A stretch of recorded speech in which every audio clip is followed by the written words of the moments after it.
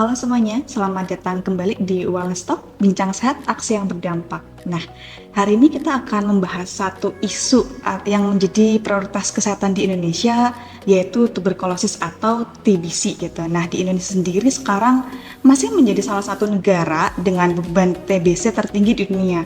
Namun, kabar baiknya sebenarnya TBC ini bisa dicegah dan juga bisa disembuhkan. Nah, sejalan dengan tema global dalam rangka memperingati Hari TBC tahun ini, yaitu Yes We Can End TB, kita ingin mengajak seluruh sivitas akademika, khususnya di Universitas Jenderal Sudirman, untuk memahami bagaimana sih peran kampus dalam mengakhiri TBC itu.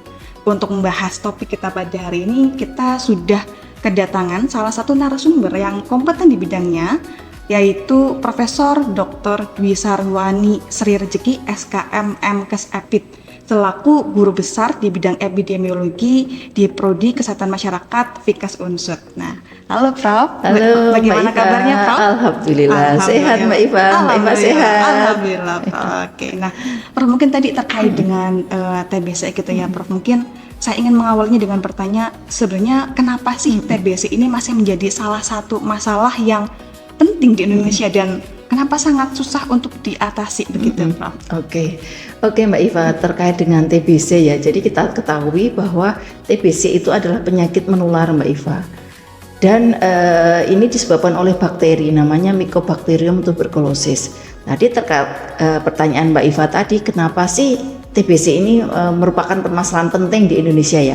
Yang pertama terkait beban kasus Mbak. Jadi saat ini Indonesia itu ranking 2 nih di dunia terkait penyumbang kasus TBC terbanyak di dunia setelah India. Itu yang pertama ya.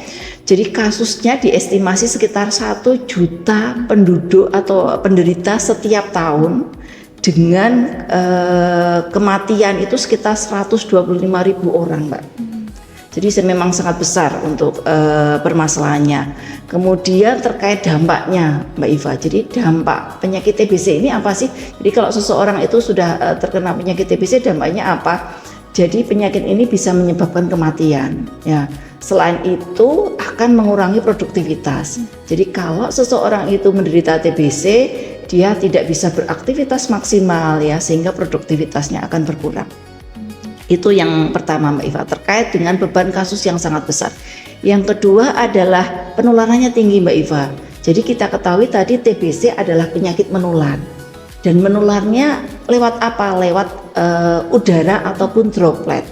Jadi kalau seseorang itu berbicara, kemudian dia itu bersin, batuk gitu ya Mbak Iva, jadi nanti bisa menularkan di orang sekitarnya. Nah, beberapa kajian menyatakan bahwa jika ada satu nih Mbak Iva, satu penderita TBC yang tidak diobati, ini bisa menularkan sekitar 10-15 orang di sekitarnya.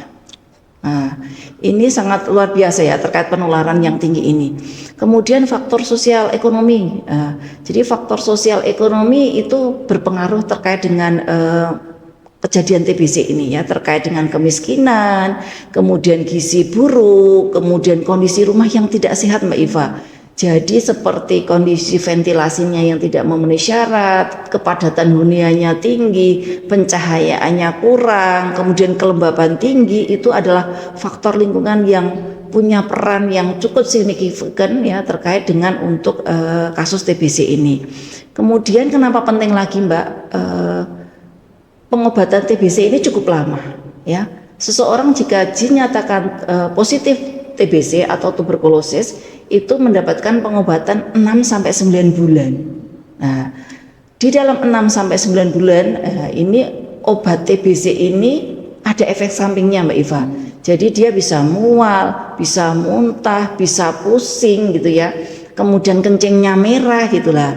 Jika seseorang itu tidak teratur pengobatannya, bahkan dia drop out atau putus pengobatannya, ini akan berpengaruh pada terjadinya resistensi namanya, atau dia tidak bisa diobati dengan obat lini itu.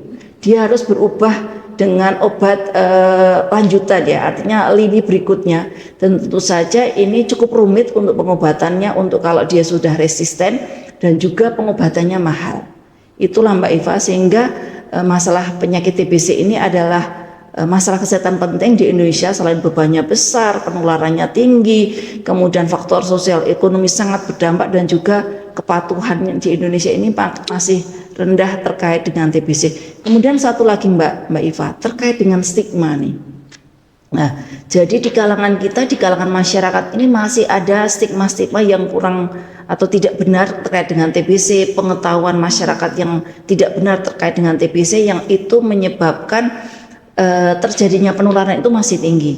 Jadi mereka menganggap penyakit TBC itu penyakit kutukan. Kemudian dia menganggap bahwa jika seseorang itu penyakit TBC itu pasti menularkan, itu tidak semuanya benar. Nah, oleh sebab itu dalam hal ini pengetahuan yang bagus itu penting ya gitu. Sehingga ini hal yang perlu kita pahami bersama. Jadi kita diharapkan tidak menyatakan bahwa TBC itu adalah terkait dengan stigma tadi ya, dan pengetahuannya juga harus yang baik. Seperti itu Mbak Iva. Oke. Nah, tadi ternyata memang permasalahan cukup kompleks gitu ya Prof ya, dari ternyata Indonesia masih peringkat kedua, jadi beban kasusnya masih tinggi, penularannya juga tinggi, termasuk juga pengobatannya yang lama, tapi ternyata juga ketika lama itu kepatuhannya jadi rendah dan ada efek samping gitu ya Prof. Nah, mungkin tadi terkait dengan salah satu yang menjadi faktor masalah penting ini adalah karena penularan yang tinggi. Sebenarnya kalau TBC sendiri itu faktor resiko penularannya seperti apa sih Prof? Mungkin terutama di institusi pendidikan, mungkin di kampus atau sekolah atau pesantren itu seperti apa Prof? Oke, baik Mbak Iva. Faktor risiko. Jadi kalau kita belajar terkait dengan derajat kesehatan nih Mbak, bahwa derajat kesehatan itu kan dipengaruhi oleh 4 faktor ya. Ada faktor lingkungan, faktor perilaku, faktor pelayanan kesehatan, dan genetik ya. Dan ini adalah terkait dengan faktor risiko ya. Jadi faktor risiko yang memperbesar kemungkinan seseorang itu menderita TBC itu apa? Yang pertama adalah faktor lingkungan fisik Mbak Iva.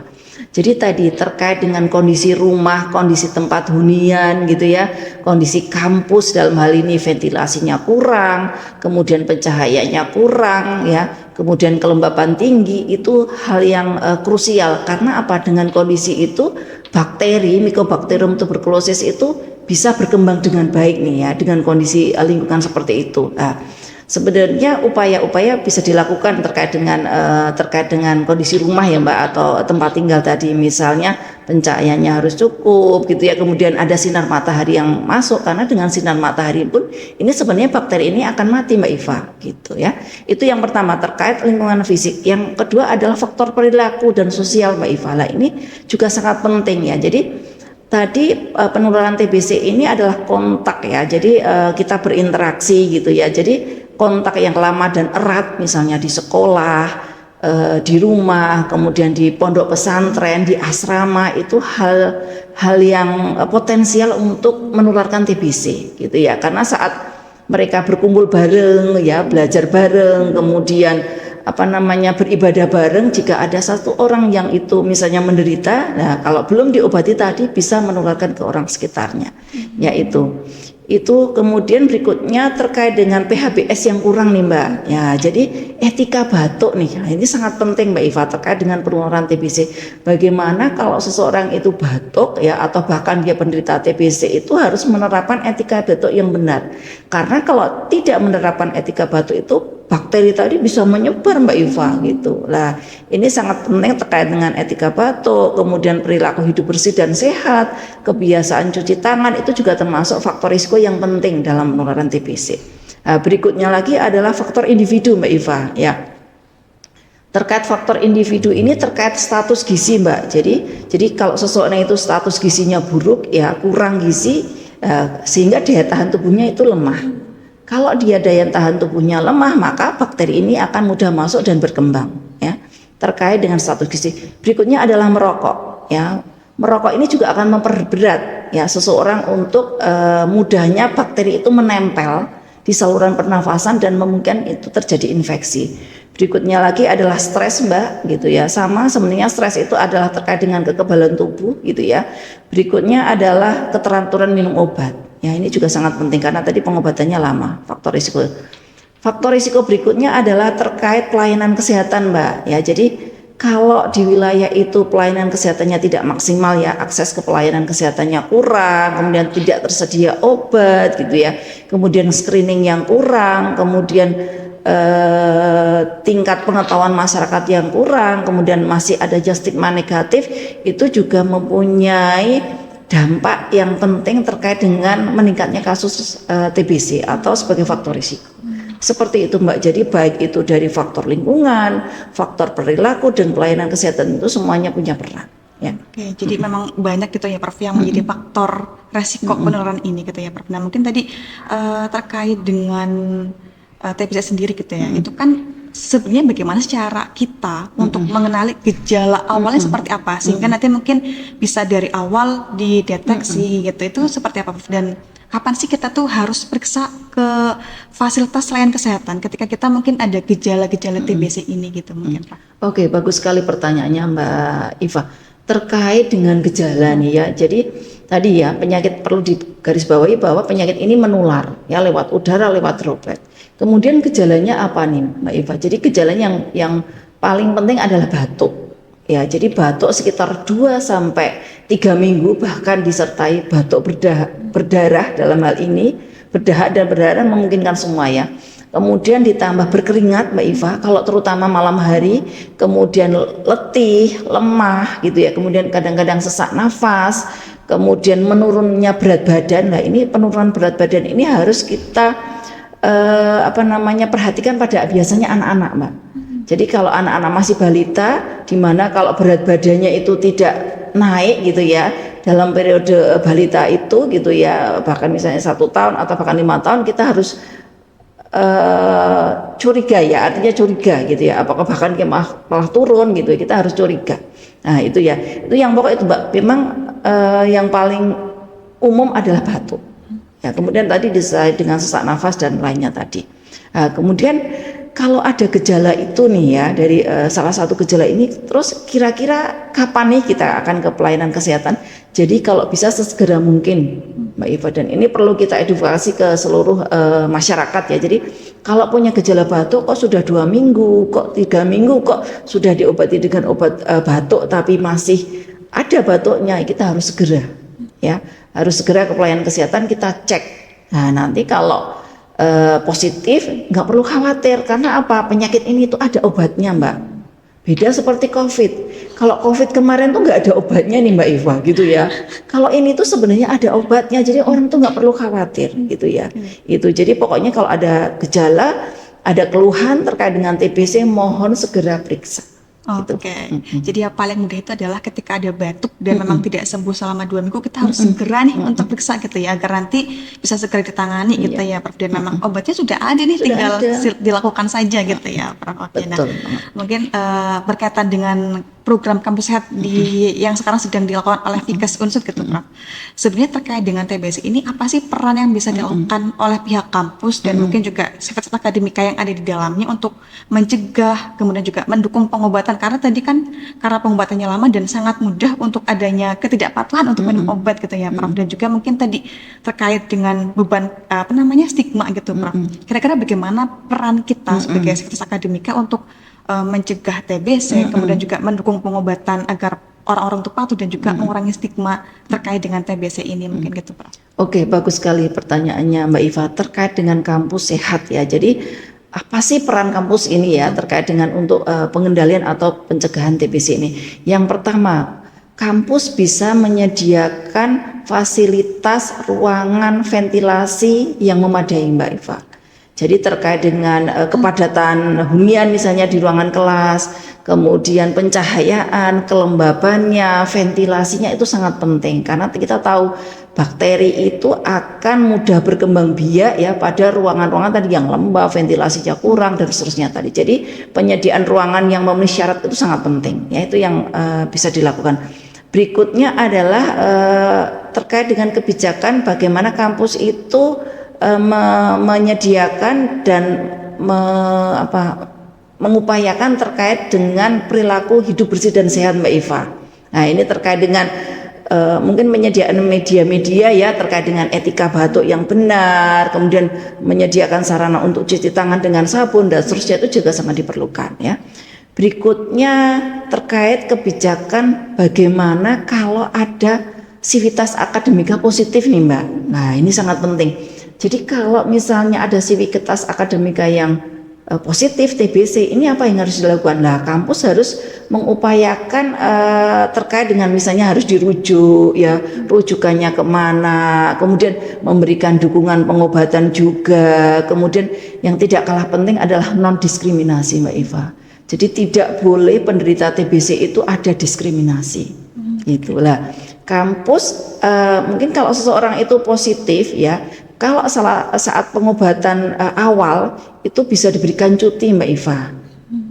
Jadi biar dia juga bisa istirahat, kemudian menenangkan pikirannya dulu gitu ya. Mungkin kan dia pertama kali langsung aduh penderita TBC gitu ya. Jadi harus dikasihkan waktu untuk 2 minggu untuk dia menenangkan diri gitu ya. Ya setelah itu sebenarnya tidak boleh ada diskriminasi ya. Toh dia sudah mulai pengobatan sebenarnya. Yang penting dia menerapkan etika batuk yang benar, memakai masker terus-menerus di kampus itu bisa dilakukan ya. Gitu Mbak, itu terkait dengan tadi ya Mbak non diskriminasi. Kemudian juga terkait kampus sehat ini bisa menyediakan layanan-layanan untuk membantu diagnostik ya. Jadi ya terkait dengan pengobatan tentu saja ini harus kerjasama dengan puskesmas, dinas kesehatan seperti itu. Kalau misalnya di kampus itu punya poliklinik dan seterusnya itu juga bisa ya itu. Kemudian tadi terkait kebijakan cuti ya Mbak tadi ya, untuk kalau yang positif nih Mbak Eva ya tadi ya, kalau nanti ini kan dia mungkin akan teman-temannya takut nih ya pada awal-awal nih ya, jadi ini mungkin ada kebijakan cuti dulu gitu ya sekitar 2 minggu seperti itu. Kemudian yang tidak kalah penting adalah kampanye, harus ada kampanye anti stigma Mbak. Nah, kampus harus menerapkan ini ya. Jadi tidak boleh penderita TBC itu dikucilkan, tidak boleh penderita TBC itu dijauhi dan seterusnya. Ya justru harus kita rangkul, kemudian kita dampingi gitu ya biar pengobatannya itu selesai gitu Mbak. Okay. Kemudian membentuk peer support Mbak Iva. Jadi kampus bisa membentuk peer support ya. Artinya penderita ini merasa dia itu mendapatkan perhatian gitu ya dari kampus, dari teman-teman gitu. Jadi dia tidak merasa dikucilkan seperti itu sangat penting.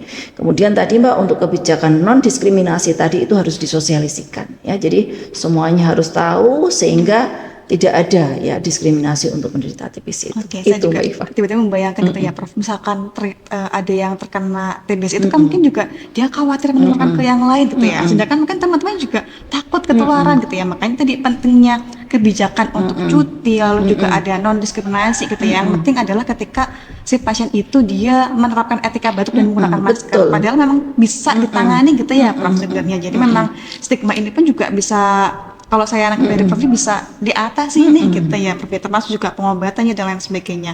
Itu tadi mungkin hal yang bisa dilakukan ketika ada atau case TBC di lingkungan kampus Prof. Tapi kalau misalkan kaitannya dengan masyarakat luar gitu Prof, kita sebagai akademisi khususnya yang memang bergelut di bidang kesehatan, kira-kira apa yang bisa kita lakukan gitu Prof untuk menangani permasalahan TBC yang kompleks ini di masyarakat khususnya di luar kampus begitu. Mungkin tadi di pesantren atau di sekolah-sekolah yang di luar atau di masyarakat pada umumnya gitu Prof. Oke, ini peran kita ya Mbak Iva, peran sivitas nih ya. Jadi kalau kampus itu kan kegiatannya tridharma perguruan tinggi ya Mbak Iva. Ada pendidikan, ada penelitian, dan ada pengabdian pada masyarakat. Lah, terutama di bidang pendidikan ini sebenarnya kampus itu sudah mengupayakan di kurikulum ya. Jadi ada mata kuliah terkait dengan penyakit TBC ini Mbak. Baik kalau di kita di kesehatan masyarakat itu ada bidang epidemiologi, ada bidang promkes, ada bidang kesling ya, dan lain-lainnya itu tentu saja ilmu-ilmu terkait penyakit TBC itu diajarkan gitu ya. Itu kemudian di dalam studi-studi kasus gitu ya, di dalam proyek, di dalam materi-materi penyakit TBC ini diajarkan sehingga pemahaman pada mahasiswa dan nanti mahasiswa bisa menyampaikan kepada masyarakat itu sangat penting ya.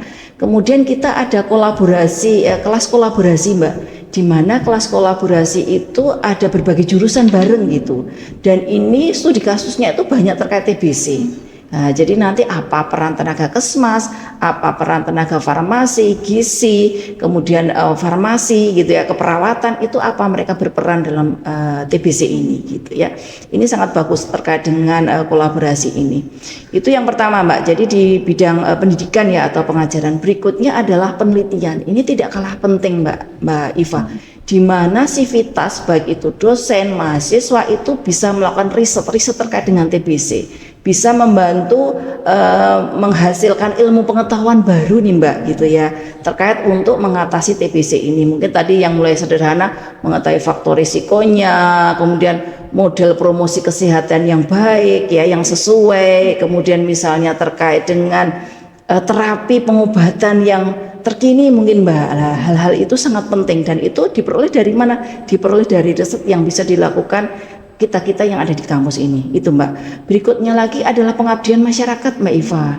Jadi kita itu ilmu yang kita punya itu harus juga bermanfaat pada masyarakat. Nah, itu kita lakukan dengan kegiatan pengabdian pada masyarakat, di mana kita bisa melakukan edukasi ya, kemudian pendampingan biar literasi masyarakat terkait TBC ini bagus gitu ya. Itu Mbak Iva. Artinya itu hal yang krusial ya, artinya yang bisa kita lakukan sebagai seorang akademisi nih dari kampus. Seperti itu Mbak Iva. Oke, jadi lebih ke menerapkan seluruh tridharma perguruan tinggi gitu ya Prof, dari pendidikan, penelitian dan juga pengabdian. Oke.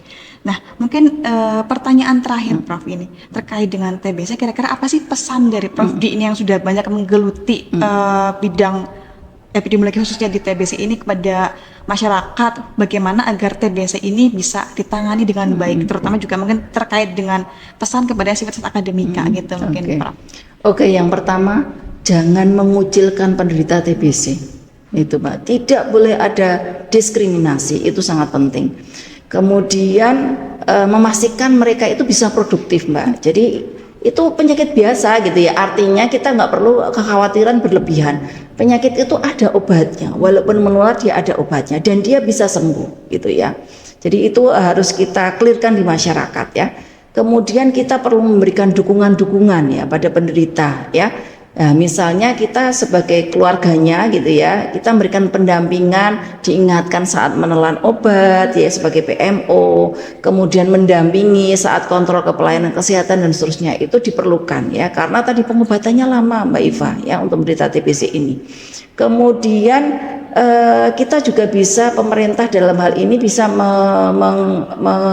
mengeluarkan kebijakan terkait dengan fleksibilitas akademik dan jam kerja Mbak. Tadi ya misalnya diberikan cuti gitu ya. Dan ini Mbak, kan tadi ada efek sampingnya. Pengobatan TBC itu ada efek sampingnya lah. Jika si penderita itu mempunyai efek samping yang berat, misalnya dia itu pusing, sangat mual. Nah ini kebijakannya adalah diberikan izin. Ya, diberikan izin jika memang kondisi-kondisinya tadi itu tidak memungkinkan untuk melakukan kegiatan gitu ya Mbak. Itu diizinkan ya jika dia tidak berangkat kerja, tidak berangkat kuliah, jika efek sampingnya tadi itu berat ya. Kemudian perlu konseling Mbak ya, itu juga perlu adanya konseling psikologi ya, karena mungkin terkait mental gitu ya, pertama kali dinyatakan positif gitu ya, kemudian pengobatannya lama dan seterusnya, itu konseling juga sangat diperlukan. Kemudian yang kita perlu sampaikan ke masyarakat juga Mbak, bahwa tadi ya tidak perlu takut, yang penting kita tahu model penularan penyakitnya. Nah dengan kita tahu model penularan penyakitnya, kita bisa menerapkan protokol kesehatan yang benar Mbak. Jadi misalnya kita lagi nggak enak badan, kita pakai masker gitu ya, kemudian menghindari kerumunan yang terlalu banyak orang misalnya lah, seperti itu sangat penting. Kemudian tadi memastikan lingkungan di sekitar kita itu sehat ya, karena sehat tadi terkait dengan faktor fisik tadi yang nanti meminimalisir penularan ya, jadi bakteri, mikobakterium itu tidak bisa berkembang di situ gitu. Kemudian tadi menghapus stigma. Kemudian kita perlu memberikan edukasi ya Mbak, edukasi kalau di kampus ini kepada siapa? Kepada mahasiswa lewat Ormawa, kemudian lewat UKM misalnya, HMJ dan seterusnya, terkait dengan literasi yang benar terkait TBC ini. Itu mungkin Mbak Iva. Oke, terima kasih banyak Prof Dina.